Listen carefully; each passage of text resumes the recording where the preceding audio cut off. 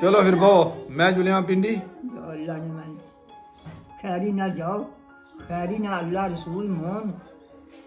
अल्लाह ने चीज़ हो नबी सुल्लल्लाहु अलैहि उम्मत हो और सुनार राखी रहने, उस बड़े बढ़ाए हो ना राखी रहने। बची बचाई दा कुछ अपनी भी संभाल करो। टराले इतने ने मैं कंजे राती टराले टोलने दिहाड़ी नहीं टोलनी। कोई हज़ारां चुंदा गड्डियां कारां होनियां न, बुरे वक्त ना पता नहीं होना। तुस आस्ते क्या आना माड़ा सा की जिनी खाली आको गोल जाए कि बंद भी नहीं चोर पावे दा एक पैक खाना बस।